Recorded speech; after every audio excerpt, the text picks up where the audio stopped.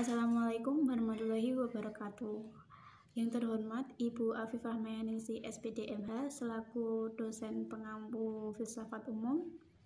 Sebelumnya perkenalkan, nama saya Rizky Awalul Ramadhani dengan NIM 2230-2005 kelas Hukum Ekonomi Syariah A.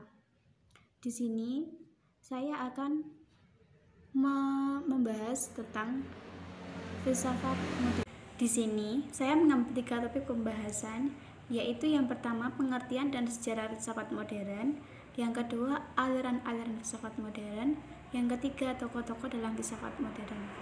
Zaman modern merupakan zaman tegaknya corak pemikiran filsafat yang berorientasi antroposentrisme, yaitu manusia menjadi pusat perhatian. Zaman modern dimulai sejak adanya krisis zaman pertengahan selama 2 abad, yakni abad ke-14 sampai ke-15, dengan ditandai munculnya Renaissance atau yang disebut zaman humanisme. Karena pada abad pertengahan manusia kurang dihargai sebagai manusia. Kebenaran diukur berdasarkan kebenaran gereja. Zaman Renaissance. Renaissance berasal dari istilah bahasa Perancis yang berarti kelahiran kembali.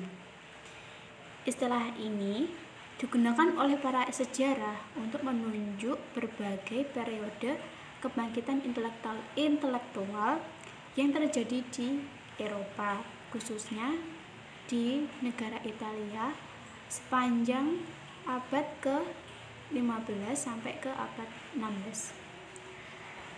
Awal mula istilah ini digunakan oleh seorang ahli sejarah yang terkenal bernama Michel. Kemudian dikembangkan oleh G. Burckhardt yang menunjuk kepada konsep periode yang bersifat individualisme. Kebangkitan kebudayaan, penemuan dunia dan manusia sebagai periode yang dilawankan dari periode abad pertengahan. Adapun tokoh-tokoh pada zaman Renaissance, yang pertama itu Nicolaus Copernicus dari abad ke-1473 sampai 1543. Yang kedua, Johannes Kepler abad 1571 sampai 1630.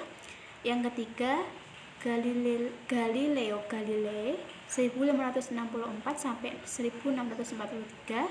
Yang keempat, Francis Bacon 1561 sampai 1623.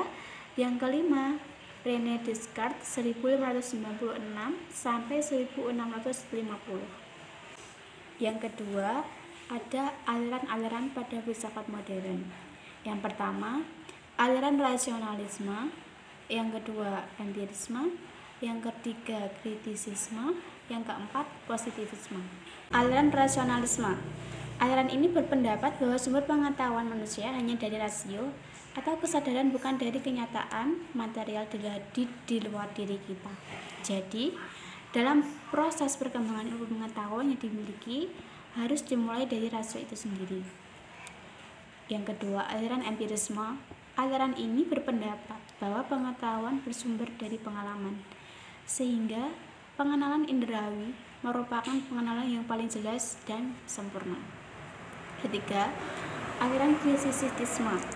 Aliran ini bersintetis dari aliran rasionalisme dan empirisme dan berpandangan bahwa rasio dan pengalaman dari data-data indrawi. Dan yang keempat, aliran positivisme, yaitu suatu aliran yang